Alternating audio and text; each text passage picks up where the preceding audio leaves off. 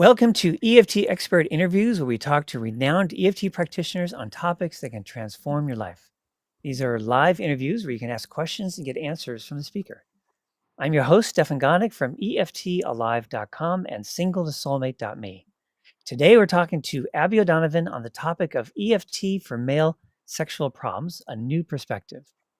Abby O'Donovan is an accredited certified EFT and matrix reimprinting practitioner and sexual spiritual integration coach.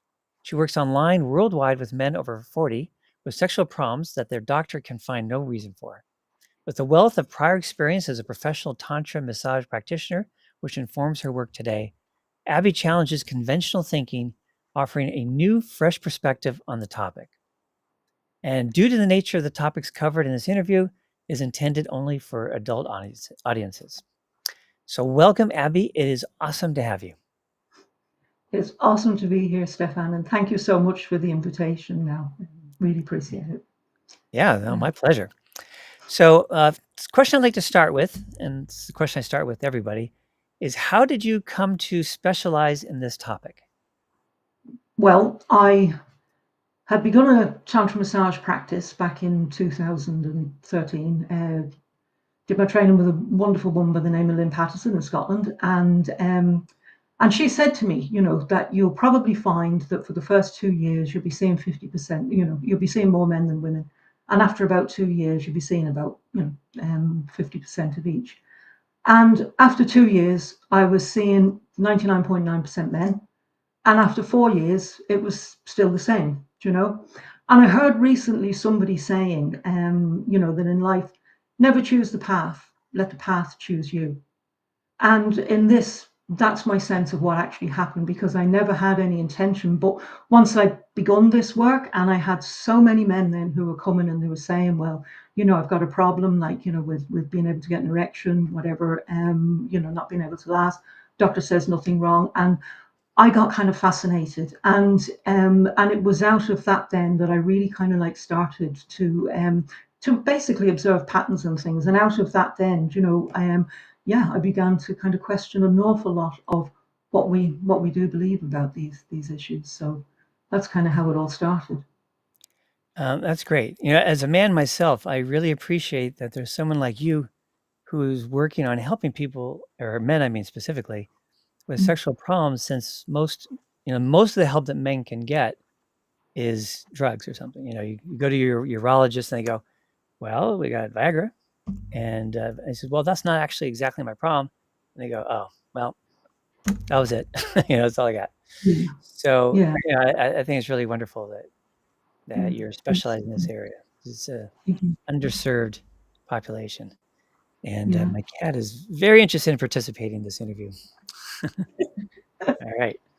Yeah. So Yeah. there'll be 3 of them. Yeah. And I mean, the thing about, like that, I mean, a lot of people who I would have seen, a lot of men who I would have seen, the doctor just, wants to do their best for them, doesn't have really anything else to help them with except the drugs. And what I found was that they take the drugs, and then, a side effect that's not like on all the blurb they give out with these is that they think, oh, I've tried the drugs, and because they didn't work, that must mean that I have a real problem.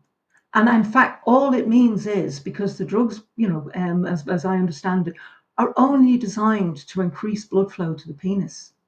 So if that's not his problem, then, it's like the drugs aren't going to do a whole lot for him. And he may think that he has a huge problem, with this. And, and one of the things that I want to talk about, in fact, what I'd like to do, if I may, Stefan, is just kind of run through what I'd like to cover, this evening, just to kind of give us a bit of a frame for that. Would that be okay? Sure. Yeah. Okay, great.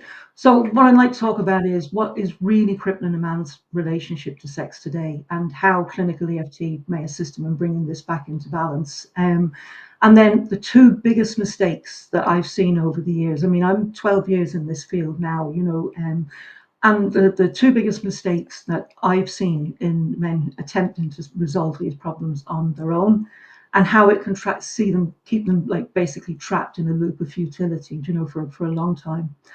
And also too, something that, I would hear a lot from men, is, that they may be in a sexless marriage, or they're kind of they're heading that way. And one of the things that I want to really look at this evening as well is how these problems can be a precursor to a sexless marriage, but it's absolutely not in the way that men think.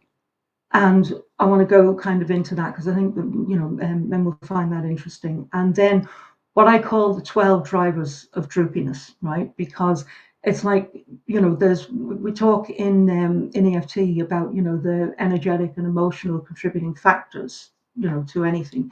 And like what I found is there's certain ones that will show up repeatedly, So I'd like to, to talk a bit about that because our culture is basically condition men to deny and ignore these as well. And I think knowledge, that there's more to it, would be helpful to them. And then the empowering nature of the EFT process for men who seek to recover their self-confidence, and their sense of agency, self-sovereignty, and potency as well.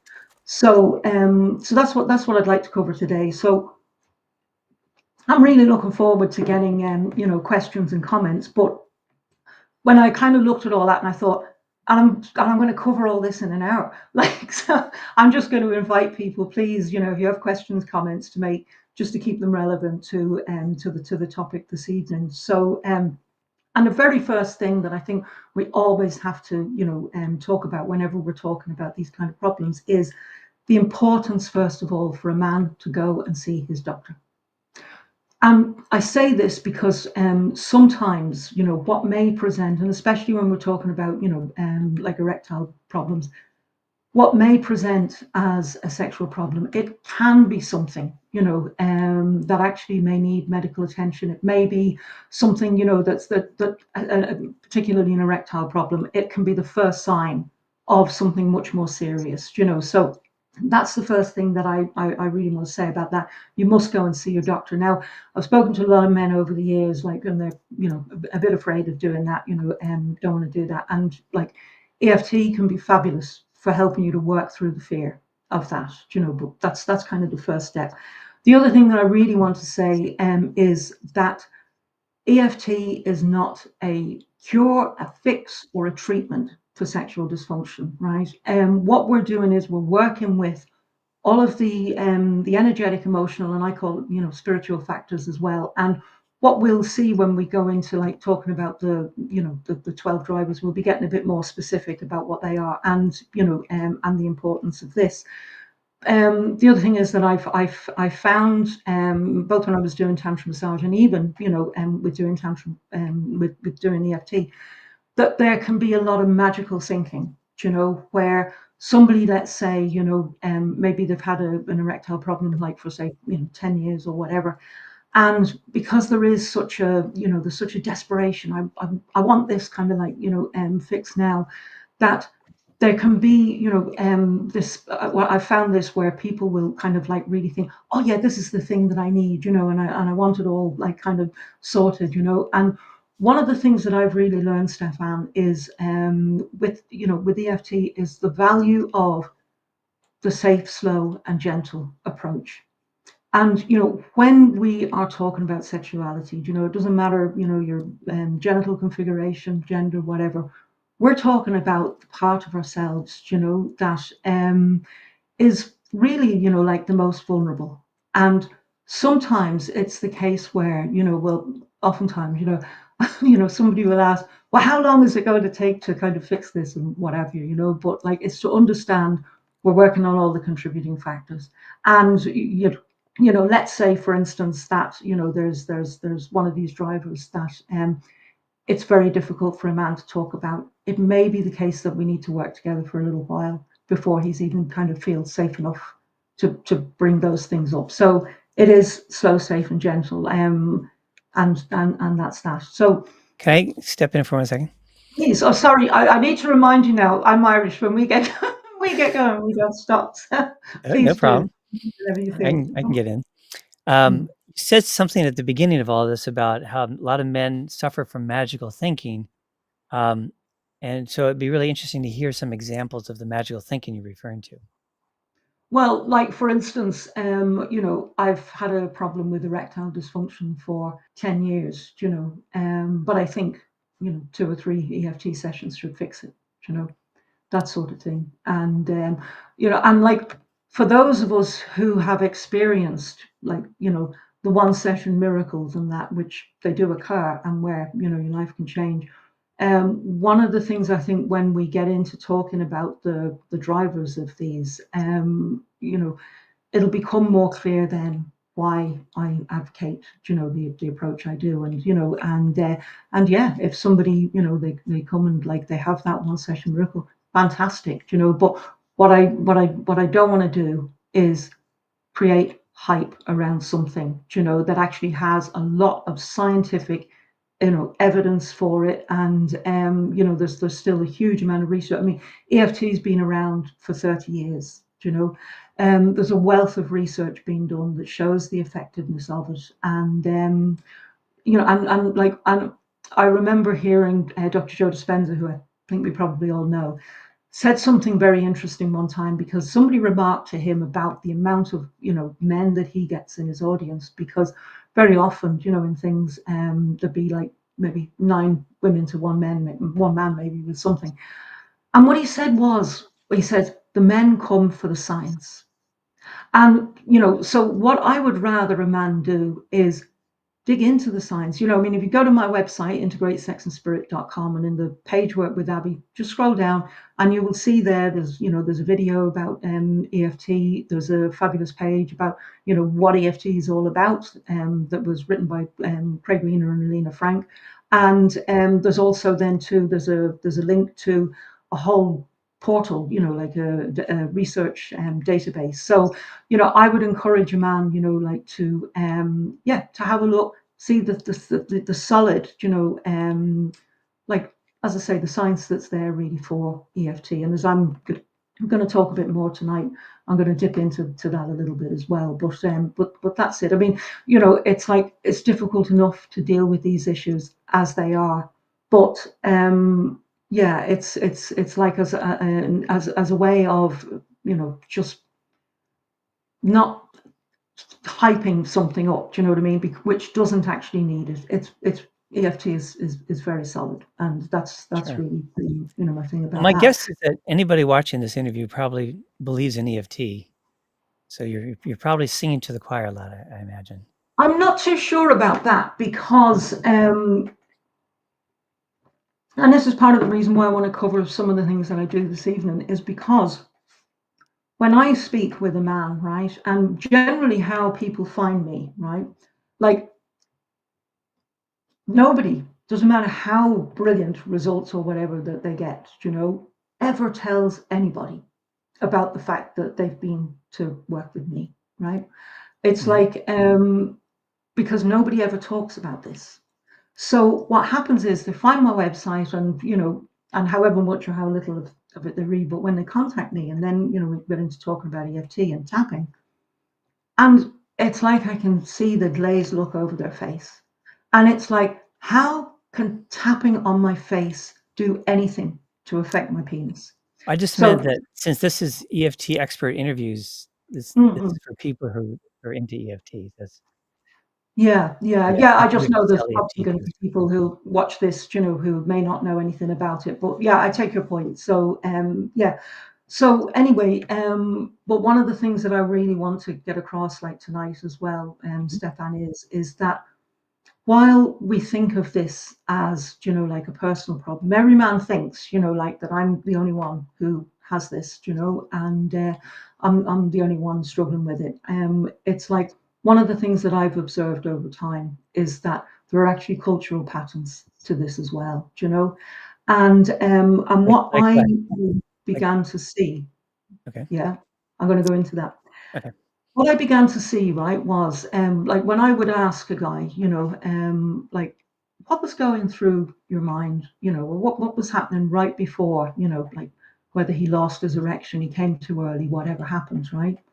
And it was always something like, oh, like, I'm not going to be able to keep it up. I'm not going to be able to perform, whatever. And there was always, it was like this disempowering dialogue that was going on between mind and genitals, right? Mhm. And what I realized was that, here's the thing, because like when again, when we talk about EFT, like I'm aware we're always using EFT in a certain context. So, like the context is hugely important. And if we're just going to use EFT, well, for me anyway, if I'm just going to use EFT, as if this is just solely this man's, like kind of issue without seeing there's a wider picture that he's not seeing, I don't think I'm serving really anybody, Yeah. So what I found was that, and this was something that I actually did discover from doing tantra massage, and it absolutely blew my mind, right? That when a man has an erection, the side at the tip of his penis, the side that faces his partner, it's actually shaped like a heart, right? And I've asked, so many men, have you ever noticed that before? And the answer that I've got like has been no, I've never noticed that. And so we're living in a culture where we're all kind of like trained to see male sexuality in a negative light. And so, for a man who's having, like a problem, for him to actually even have that sense of, well, maybe it's not just me. That in itself, because I think sometimes, well, like when a doctor has said, I can't see anything wrong with you, it's like it's it's the bewilderment, and the sense of, nobody really understands this. That is really difficult, for a lot of men like to kind of cope with. So what I realized was that, it's this we think of, and men have been conditioned to think of the heart as being something weak. But in fact, that even the term heart, it comes from the French word cœur, which means courage, right? So, I always say that, and this was something, that like I really discovered was that optimal sexual functioning is an expression of an integrated system: body, mind, heart, sex, and soul. And what's actually happening is, what I've seen happening is that it's like when a man has a problem, he will say, Dr. Caroline, it wrong. I think the problem is in my mind, because there's only two centers, which is the mind and the genitals. And the thing is, Stefan, there isn't any other life form, that leaves out its heart and its center. But that's what the human male has been conditioned to. And and the whole thing about the heart genital connection, it's like I've done some research, to see, is there any other, like species that has this, like basically this encoding, in their very flesh, that like your sexuality is meant to be connected with your heart, and I haven't found it. When you originally said magical thinking, I was one of the things I was thinking of was that, in society, growing up as a male in society, the belief was that a man simply needs visual stimulation and he'll get an erection, boom, right? And it should be effortless. If anything, the bigger challenge is to manage it, right? Not to get it. Um, and that's the way it's supposed to work for men, And there's all these jokes about how, for women, there's all these different factors involved in their sexuality, and you see this box with a million switches and dials on it, and for a man, it's just one switch on off. And I think that creates a lot of very disempowering beliefs for the man, thinking, well, I should just be able to see my partner get naked and be ready to go.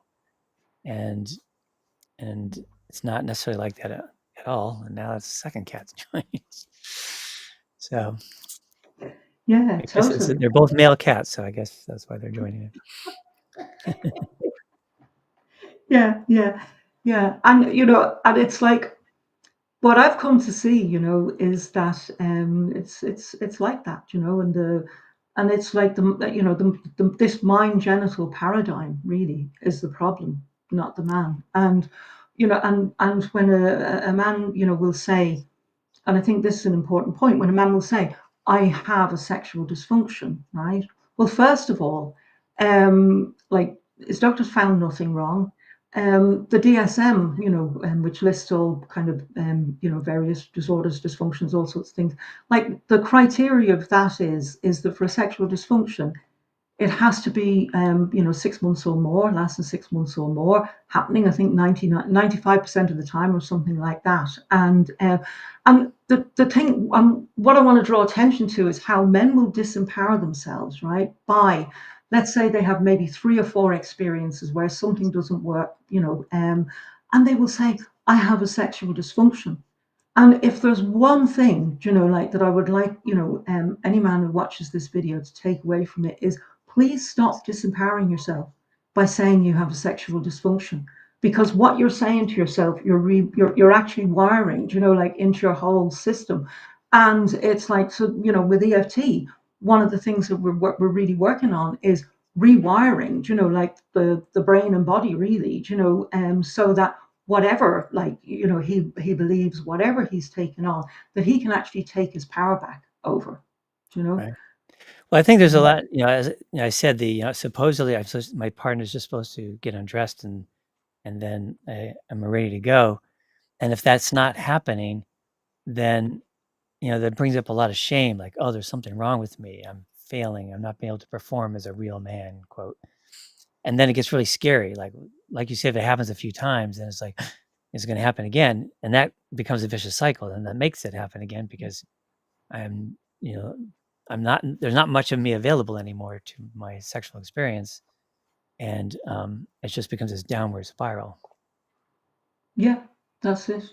That's it. And I mean, all it really takes is one experience like that. And, it's like the fear of it happening again, just the thought that it could happen again. It's like, that's enough really to, to keep him in a cycle like that. And I mean, after some time, he may not even remember like how, like that he got to that at all. So, yeah, so, that's the case, So, but one of the things I'd like to talk about this evening as well, like, so, just to kind of, because I know, geez, time flies really quickly, doesn't it?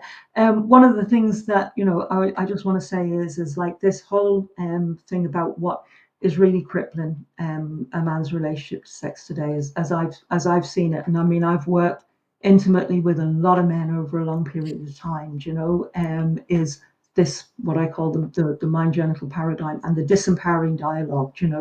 Did you just freeze there? Could you hear me all right? Yeah, I hear you fine.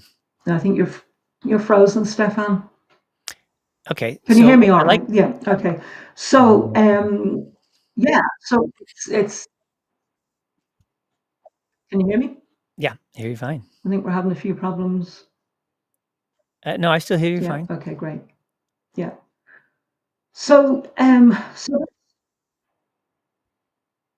good. your You're good. sound is just breaking up now. Terrible. No, you sound fine to me. Um, if I keep talking, can you hear me? I do hear you fine.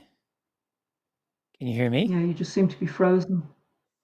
Okay, You if I'm hear me? frozen, Okay, all right, okay, because I can't hear you. So yeah, yeah. So I'll just keep going. So yeah. So that's and that's really it. It's the thinking, like that.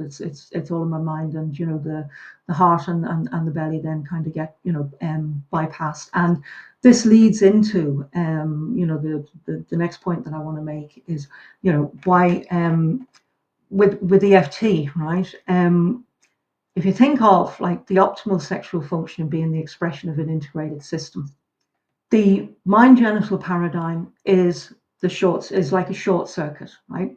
Now, any electrical system will have built into it a trip switch or a circuit breaker, and we can talk about like ourselves as being electrical energy systems, because if we now you've really frozen on me anyway, so I don't know what's if you can hear me, but can you hear I'll me? just I'll just I'll just keep going anyway because you're just completely frozen. Um, so if we think of like ourselves, So there, right, just as to tell people, electrical like, you have energy a comment systems, saying that and everything's when there's no more electricity flowing through our body, fine. can you hear me, Stefan? Yes. Can you hear me? Oh dear. Can you hear me? Can you Yep. hear Okay. me? Great. Yeah. Can you hear me? Okay. Um, yeah. Okay. Thanks. Thanks, Christopher, for that. Yeah. So yeah, so like when there's no like energy flowing through our bodies, we're what's called dead, right? So you could say we're electrical energy systems. Now, what happens is with the mind and genital and this disempowering dialogue goes on, this is a short circuit. And so when there's too much of a flow between mind and genitals, and he's like all kind of ramped up, and there's this kind of like what you call sympathetic nervous system activation into fight or flight. This is like the nature's trip switch that actually comes in, just switches off the current, and he will say, I have a dysfunction, but it's actually not a dysfunction at all. It's his body and his system functioning perfectly as it's meant to. And so Can you that hear I me? think is an Can important you? point, because what EFT does is that I can hear you now. Yeah, yeah, you were frozen there for a while. Because what EFT does is that when we are tapping on what are essentially the endpoints of acupuncture meridians, right? Mhm. What it's doing is it's calming that part of the brain, and it's actually like it's the mechanical tapping converts into an electrical signal, and it's calming that part of the brain, and it can actually help a man to rewire his brain and body into a more integrated state. And when he's in the more integrated state, it's very often the case where the symptom, whatever it was that he was having, he doesn't have anymore. Now you're still a bit frozen there. Can you hear me? Yeah. Can you see me? Am I moving? Can you hear me? I do Am hear I you. frozen? Nope, you're not Yeah, frozen. I hear you. yeah. Okay, okay.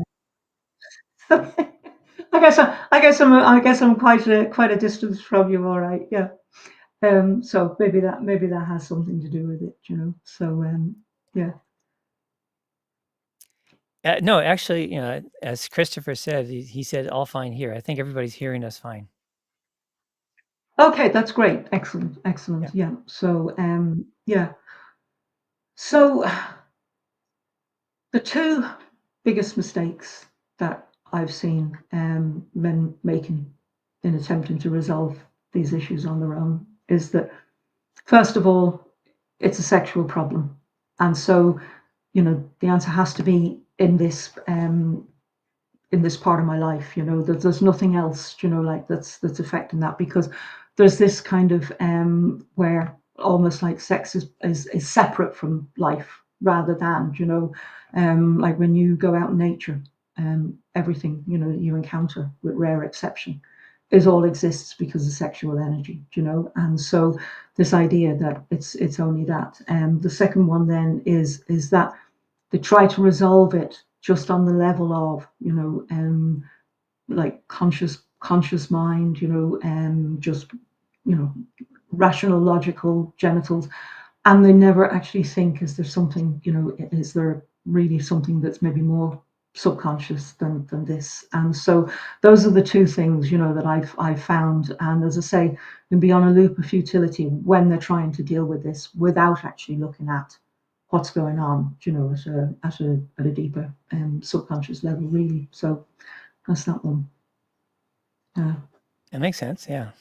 yeah, That yeah. there's a lot of And I mean, the way I always thought of it is that there's a lot of psychological factors going on that it, as you said, it's an integrated system that involves all the different aspects of who we are. It's not simply naked, ready, so it's how you're feeling about your partners, how it's feeling about yourself, it's how you're feeling about what's going on in your life, it's any fears that are coming up, is and,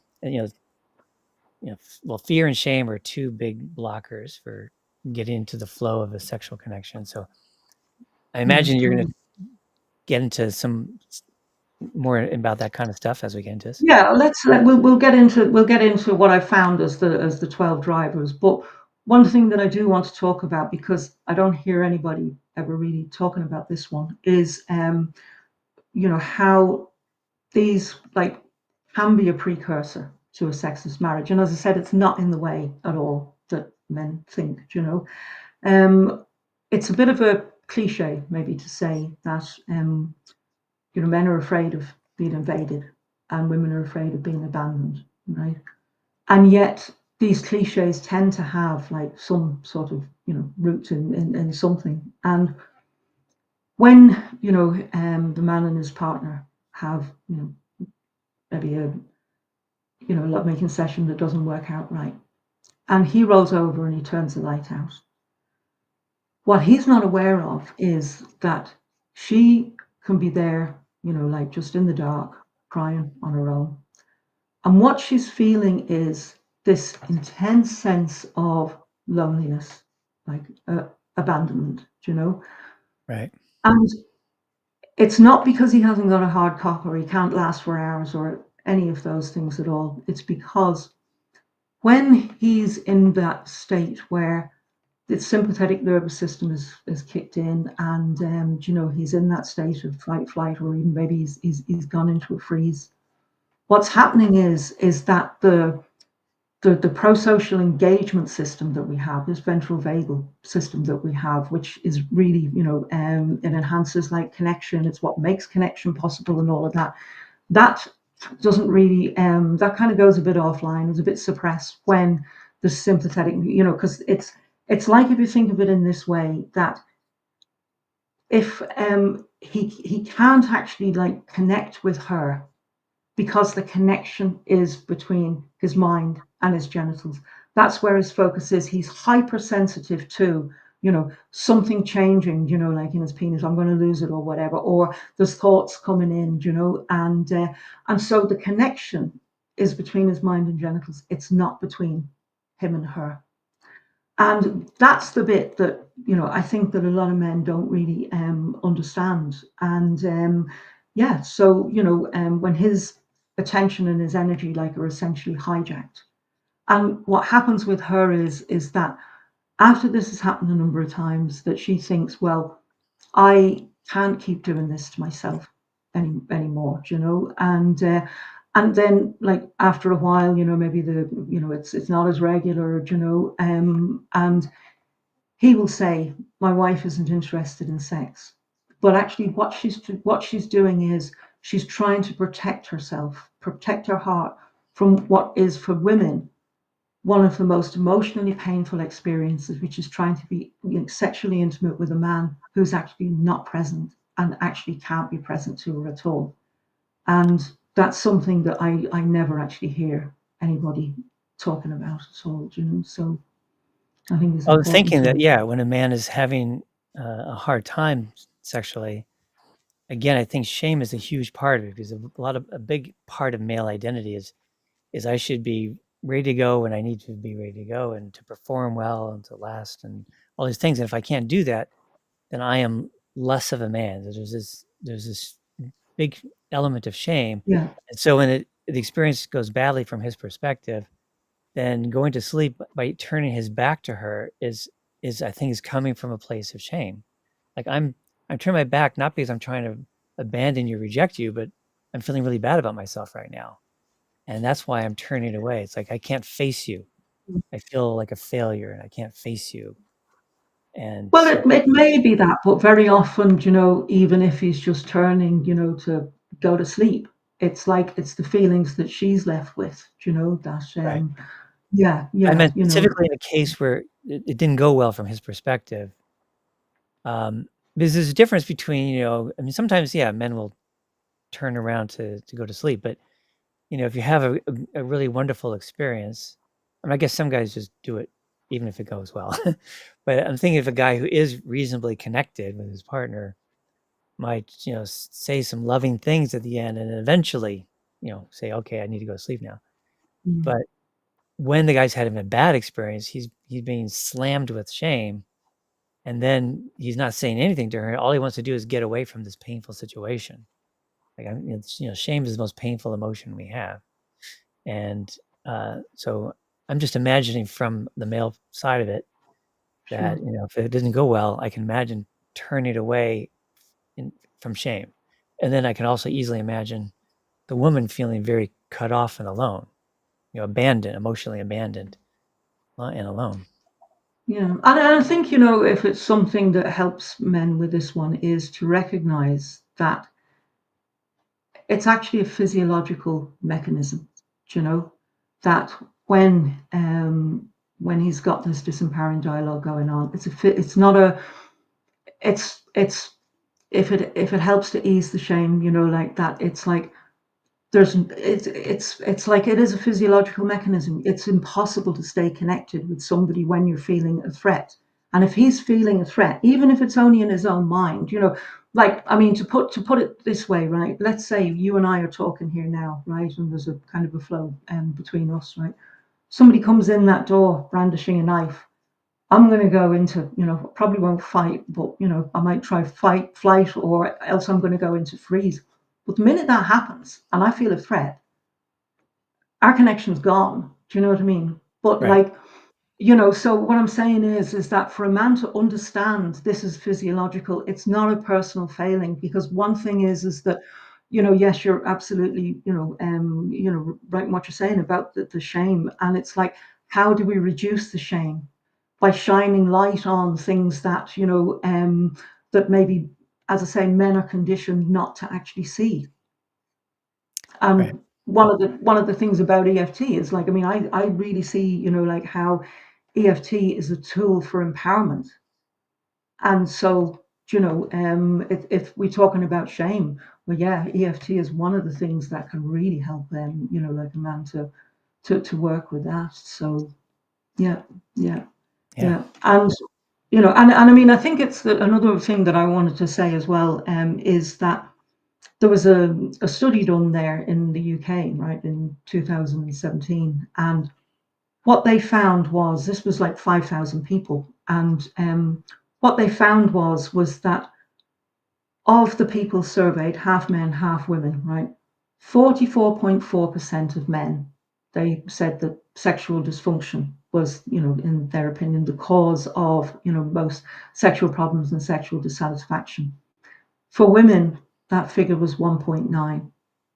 So for every 20 men in that study, right, there was one woman who said that that was, you know, the problem. So it's kind of, you know, because one of the things I've heard so much from men is like, well, I want to make the experience better for my partner, you know, and that's why, you know, like really that they're wanting, you know, to have this better connection. But it's like to just kind of, you know, in a sense, like just be a bit easier with yourself, because what a woman wants to connect with is you, you know. And so like I think that's a really important, you know, she's with you because she wants to be with you, you know. So just be easier on yourself. And yeah, you know, I love that saying, you know, everything can be done more simply than we think. So you yield to the simplicity. So Hmm. so and and just something that, you know, yeah, no, I'll pass on that actually, because I'm aware of the time, and I do want to get into talking about the themes that I've seen, you know, coming up time and time again, Yeah. and really like how EFT can like work with these, right? And the first one is stress, and like of all of the, you know, the research that's been done on EFT, you know, stress is probably one of those that has yeah, been like a very well featured one, how EFT works with stress. And the when a man is in a stressed state, again, he doesn't recognize very, you know, you've frozen again, Stefan. Can you hear me all right? I hear If you fine. anybody else is actually like watching this, and can you make just a comment, just let me know, because it just keeps freezing here on my end, you know. Yeah. Let me So know if everybody can hear yeah. me as well and So yeah, so hear. what happens in stress is, can you hear me? Yep. I hear you fine. I've been able to hear Yeah, you just the keeps whole going. the whole interview. Okay, well I'll just keep going.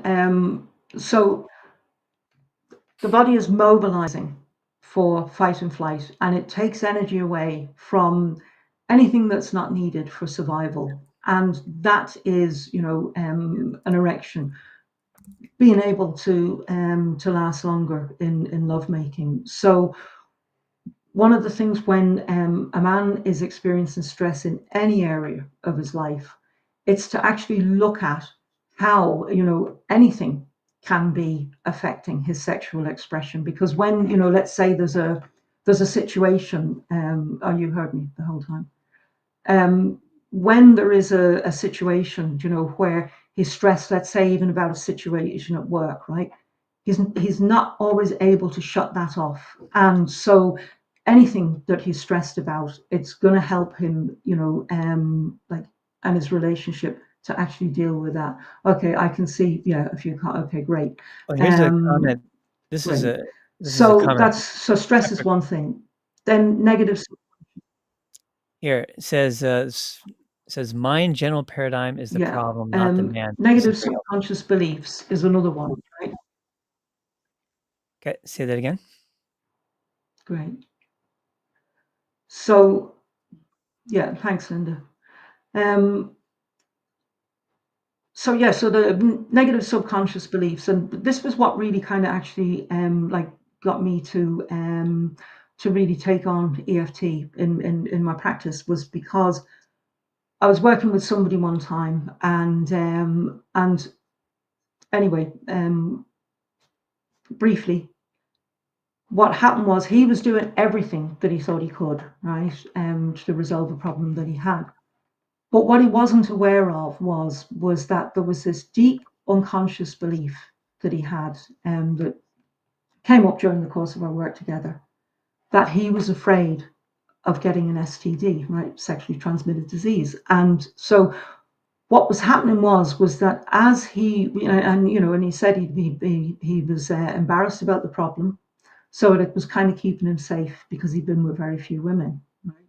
So no matter what he tried, as long as his subconscious, which is always way more powerful than our conscious mind, was going, you know, dude, it's dangerous in there. You've got to get in and get out quick.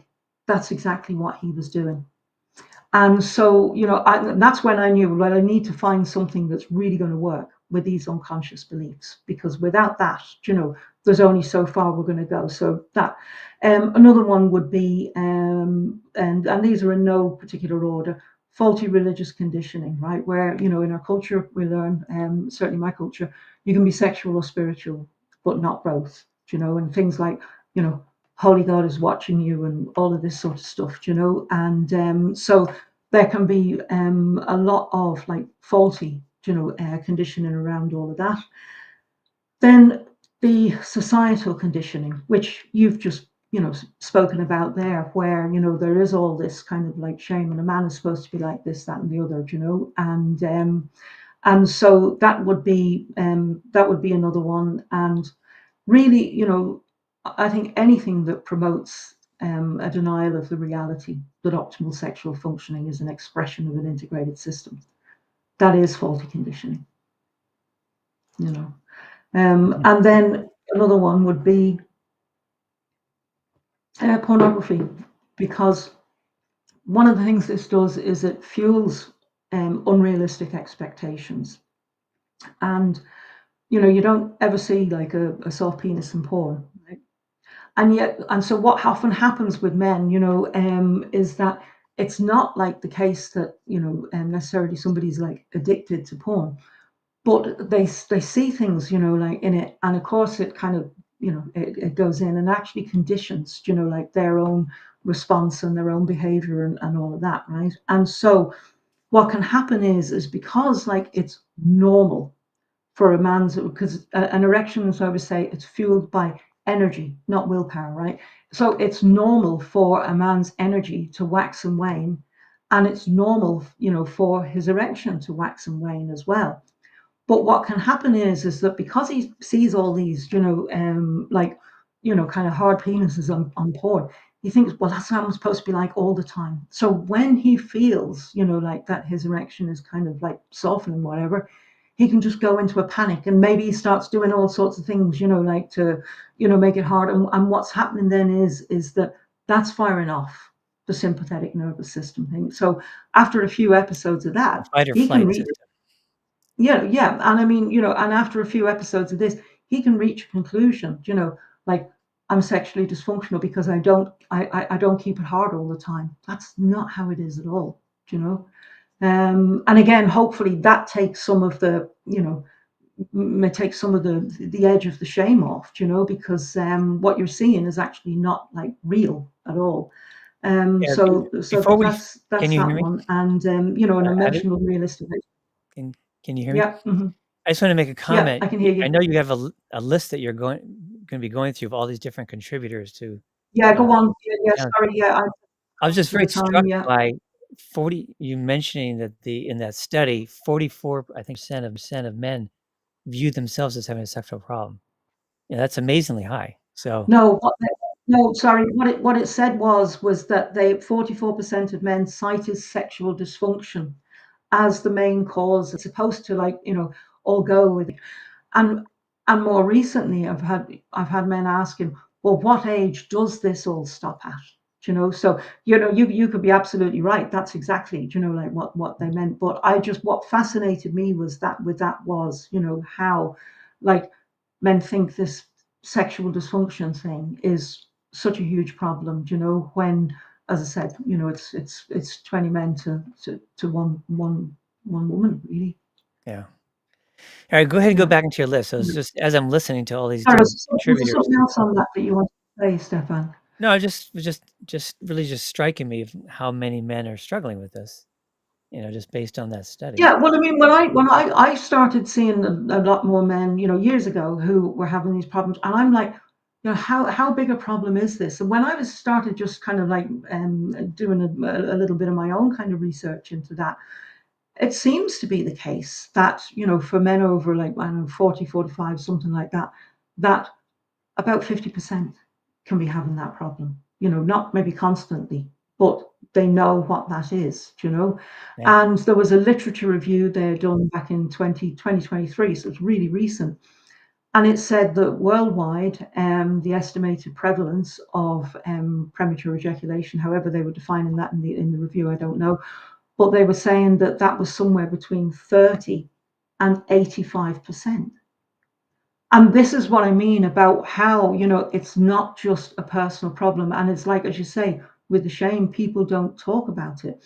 But I spoke to a man, and I know he won't mind me saying this. I spoke to a man who's been involved with men's groups for about 30 years, right? And I said to him, oh, well, I said, I suppose, like, guys talk to one another in these groups about these problems. And he said, no, he said, they will talk about relationship problems, but they'll never talk about these issues at all. So for a lot of men, they're kind of left very much on their own and just going online searching for what's going to help. Yeah. So yeah. Well, go back to your list. I was just it was just him. I was just Okay. really so So struck yeah. by it. Yeah. Okay. Great. Thanks. So yeah. So other things are past disappointments and memories of failure. You know, Mhm.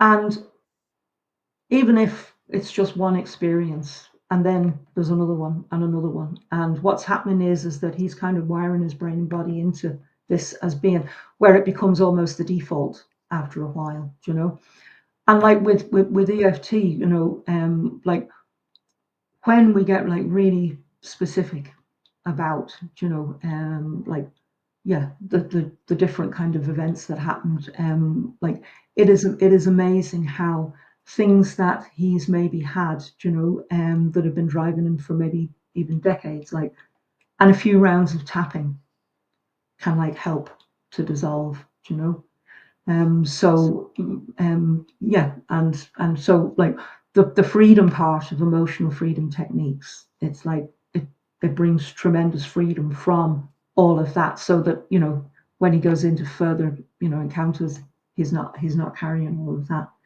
And then another one, a big one, is internal conflict about anything, because if you think of it like this, right, if he's like, not sure whether I should leave this job, start that business, go here on holiday, go there on holiday, trade my Porsche in for a Ferrari, whatever it is, it's like anytime there's like internal conflict about anything or even indecision about anything, what that's doing is that's taking energy.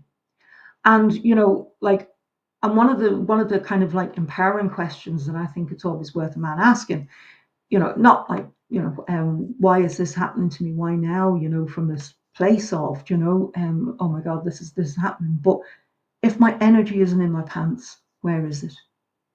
And like with EFT, what we do is we actually go looking for, well, like, yeah, where are you kind of leaking energy? What's kind of going on there? And so, so with internal conflicts, with things people need to make a decision about or whatever, that's something that can just be taking a lot of energy as well. Then the other thing was about trauma, right? Now, goes without saying that past trauma can, like really affect somebody's sexual expression, regardless of, gender, genital configuration, whatever. But one of the things that I think we don't recognize, well, is how what can be called good parenting can be traumatic to a very, very young child, do you know? And how they may not even remember something that happened, when they were like 2, 3, 4, like maybe, he's playing with his penis and his mother slaps him and sends him to bed, or, the boy who gets like beaten up when he gets home because he had an erection and the doctors that he couldn't help, all of these things, like they can be, as we they can be kind of like traumas that are there that have a huge effect, like on a person for for life. And so, even like the matrix re-imprinting, that's something that can be really, really helpful, particular with all of that. And then shame, like one of the things, and this is what I want to hone on in particular in relation to that, is how a lot of men will say they can't last in lovemaking, but when they were younger, they were never taught, that it's okay, to like experience pleasure in your body. And so the fear, shame, guilt thing kind of can get a bit conflated. And so they learn to masturbate in secret, and with this fear that if they get caught, they'll be punished. And so what tends to happen is that they tend to kind of like try and, do the deed as quickly as possible. And you are frozen again. I'm hoping you can hear me.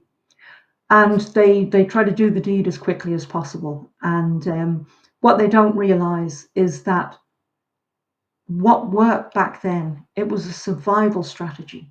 And instead of now thinking I'm dysfunctional because I can't last, you know, if there's no kind of like medical reason for that or whatever, it's like, can he actually see that it was just a survival strategy? And again, with EFT, we can really work, with all of that stuff that he took on, and where those beliefs came from.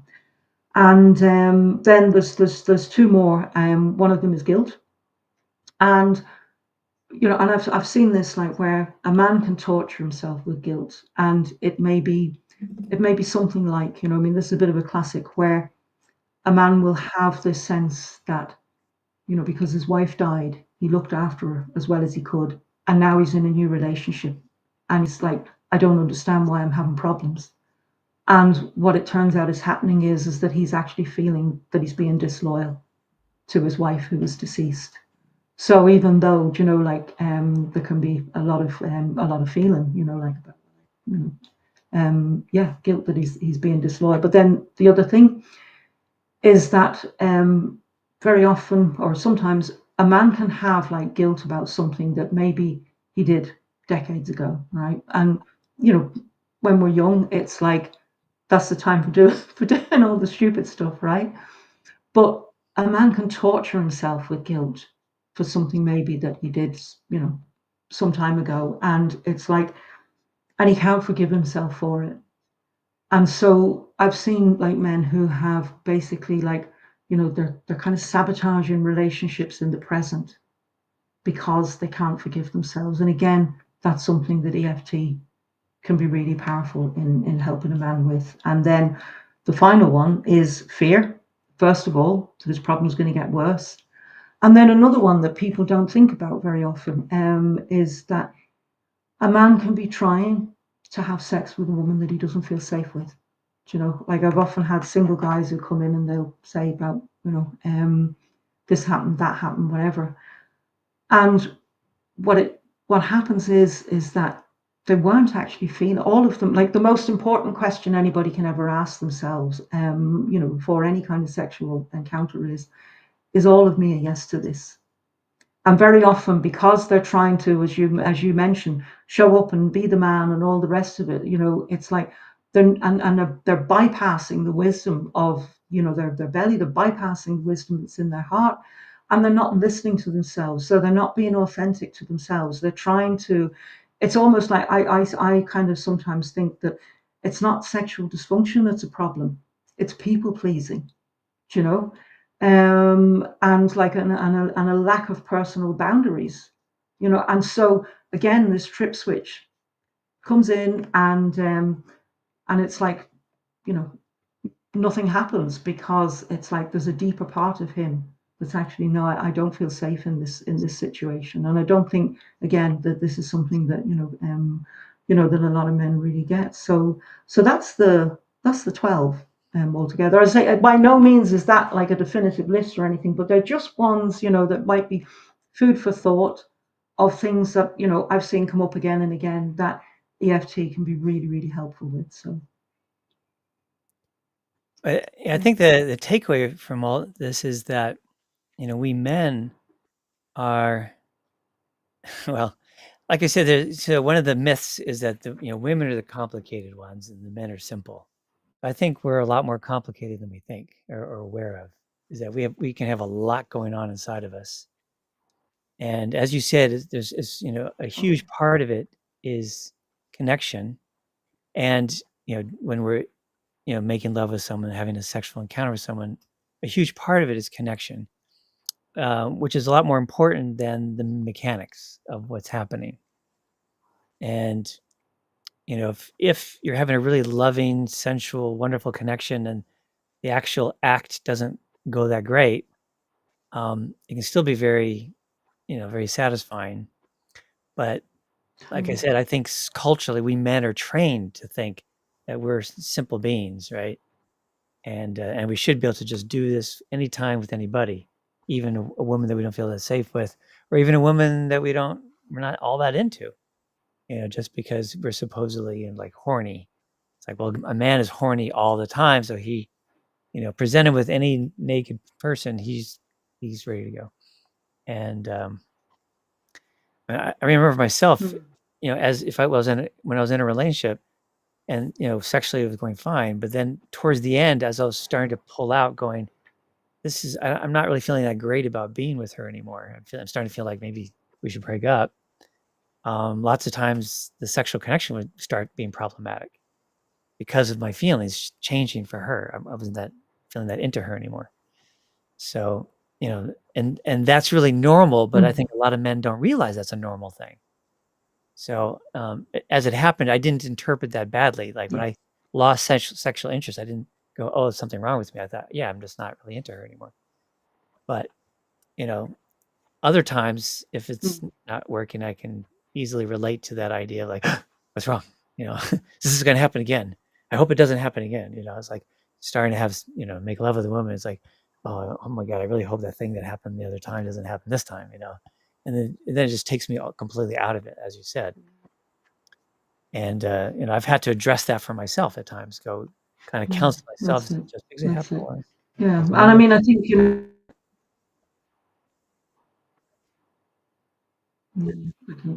I can't really hear you now. Yeah, you actually Yeah, froze for a moment there. yeah, and I think it's like, can you hear Go ahead. me? Yeah, like Yep, the hear you fine. empowering nature.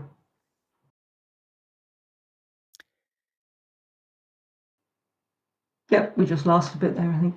You're back. Like the empowering nature of the whole EFT process, right, is that when a man can come from that place of curiosity, you know, it's like yeah, and it's a tool really for self-empowerment and for and really bringing his energy back from all of those places that he's left it in. And as I say, the science is the science is all there. So Well, I think it's yeah. wonderfully liberating to the idea that there's all these different psychological, emotional factors that can interfere with sexual function for a man is liberating because it's not that simple thing that a lot of men think it is. Like I either function or I don't, and doesn't nothing else matters. And then that's where all this shame and defeat comes from. Mm. But the idea that, well, actually, no, it's not necessarily that there's anything wrong with me, just that there's these psychological things that are starting to interfere, and all I need to do is address them. Release this, shift this, that belief, like release this fear, things like that, and then my full functioning will return. So that's a really liberating idea for us men. I think women are a lot more aware of that kind of thing. Um, Yeah. so that's awesome. That's a great thing. So I just want to let Yeah. people Well, know that we're oh, sorry. yeah. Did you want to say something in response to that? Yeah, no, I just say that I hope that helps, and yeah, and So thanks, we're Stefan. about to transition to the live Q&A part of this interview, but I know that not everybody's going to stick around for that. So I'm going to just cover a couple of things before we get into the live Q&A. First of which is, Abby, how can people learn more about you? Yep, just go to my website, integrate.sexandspirit.com. And just on that note, there's a page there called Why It's Not Your Fault, and I go kind of a deep dive into some of the things that I've discussed tonight. So yeah. Oh, great. And the website is in the description of this video. And I understand you have a free gift for everybody. Hmm. Yeah, it's just a cheat sheet on the four things that I've observed over the years that will actually cause a man to ejaculate before he wants to. So yeah. Okay. And the link to get that paper, that I guess article you wrote, is in the description of this video as well.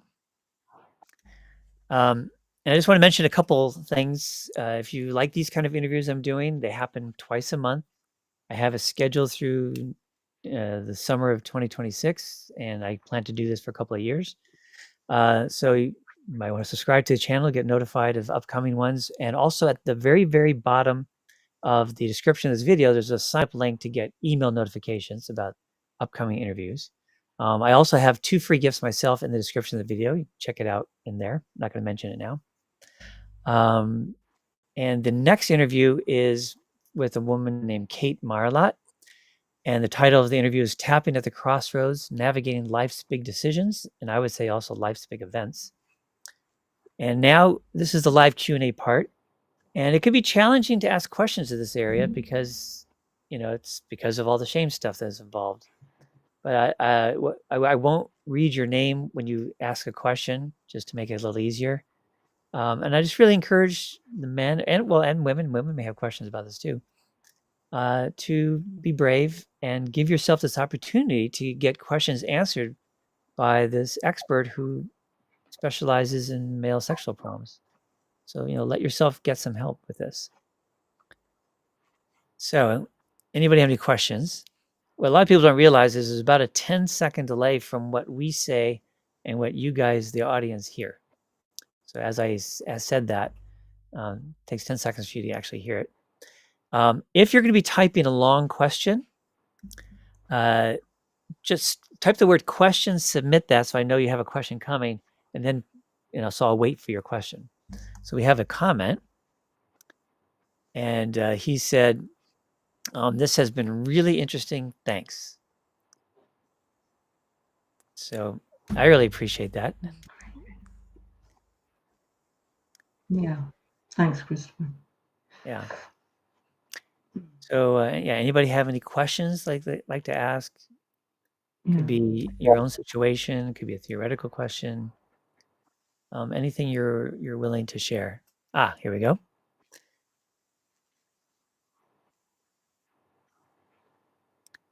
Okay. My question, what are the mechanics of EFT? It's tapping on the face and it connects to the whole body. Okay. Um, the best suggestion I can make on that one. I mean, I can show you the tapping points and talk a little bit about it. But there's an article on my website about what is EFT that's been written that goes into that in really deep.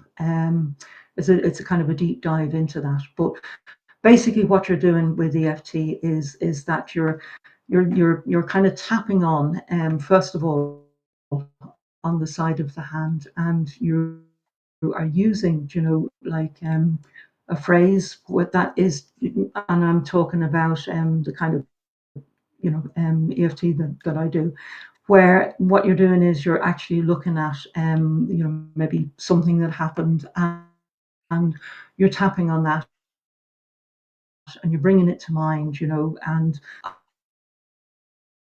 I feel disappointed because I came too early with Mary last week, let's say, right? You will say that phrase, and then you'll say something like, I accept, like kind of the negative that you're tuning into what it is that you're basically wanting to clear. And then you've got like the positive affirmation as well. So you've got that kind of juxtaposition of the two. So you'll say that 3 times, and then the next thing is that you will use what's called a reminder phrase, right? And so you'll have the feeling, this disappointment, and you'll, maybe it's in my chest, whatever. This disappointment in my chest, this disappointment in my chest, and then you will go with what the emotion may be, where the part of your body may be, this emotion in my chest, and you will keep doing that through all of these 8 points. The last one is just under your arm, and then you'll kind of like take a, yeah, how is that, and then you'll notice what happens then. And sometimes you might find, that, well, you'll often find that there'll be another aspect that will come up, like, even though I'm feeling sad, when I remember the look on her face, I deeply and completely accept myself. And you'll do that again. And then after, maybe whatever aspects are related to that, and then you'll just go, oh yeah, and that's how you can work with EFT. And it connects to the what it does is, it's like, you've got a simple explanation is that if you think of, there's parts of the brain where, it's encoded for threat and for stress, and what it's doing is that the mechanical tapping is converting into an electrical signal, which is actually calming those parts of the brain. So that's a simple explanation, but yeah, but if you, as I say, that article that's on my website, you want to have a look at that. That will really give you a deep dive into the deeper mechanics. So I hope that answers your question, Christopher. Yeah, I would like to add a super quick answer to that. Is one of the ways I describe EFT to people is that it involves tapping acupuncture points, and it is a tool to rapidly release negative emotions and beliefs. Nobody really understands fully how it works, but there's over 200 research studies demonstrating that indeed does work really well. So when you can rapidly release all kinds of negative emotions and negative beliefs, that's super useful, right? You can use that in all the ways we've been talking about, in all these different factors that can cause problems for a man. They're all based on negative emotions and beliefs. So this tool is ideally suited for that. And it's amazingly fast compared to anything else out there for trying to release negative emotions and negative beliefs. So it's really cool. Let's see. Um, so we got to follow up. He said, "Wow, okay, we'll check out the article. Thanks." All right, good. Any other questions or comments that people have? No, I know you're talking, and I'm not really picking up anything that you're saying. Just to let you know, Stefan, I can hear. I know you're talking, but I can't actually hear what you're saying. Yeah. Oh, so here's one that says,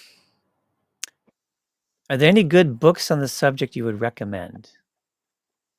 On the subject of EFT or on the subject of male sexual problems? Yeah, that's the question. Maybe you can give an answer to both. 2 books.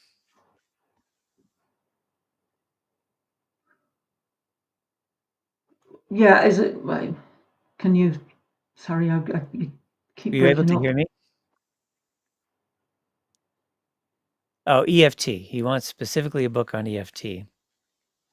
A There's a book really on good one that I EFT. could recommend. I forgot the title, but I can look it up while Abby tries to answer that question too.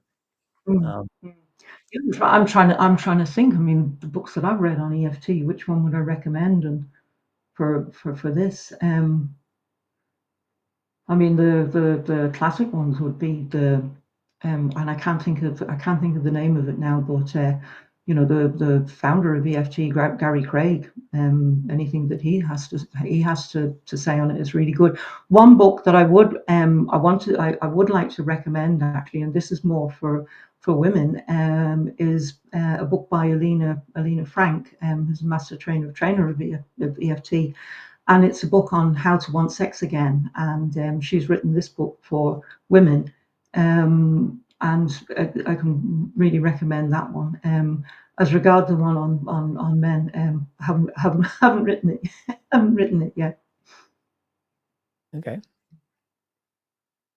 Any other questions or comments? By the way, for the EFT books, I was trying to find it on Amazon, so you can just search for EFT and you'll see a whole bunch, and just get one that has a lot of good reviews, I guess.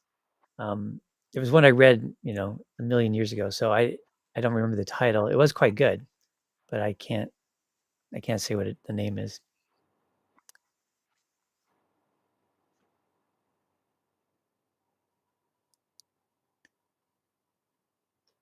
Anything else that people have?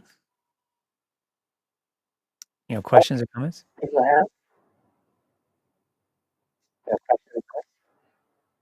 Okay. All right. Well, I guess we'll wrap it up here. And thank you so much for attending this interview. And I look forward to seeing you guys on future interviews. Any closing comment you'd like to make, Abby? Thank you. Been great. Yeah, it's just been wonderful to be here, and and I just say that the one thing is that with like somebody maybe who has these problems, that embarrassment about talking with it about it can be a huge block to somebody getting help. Well, there's one way that a man can actually work with any EFT practitioner without ever having to mention that he has these problems. And I just want to end on this one, because if he kind of just gets a bit curious, about like what's maybe going on in areas of his life, and and especially looks into the drivers that I've mentioned, uh, then he can go to any EFT practitioner without even saying, and work on that.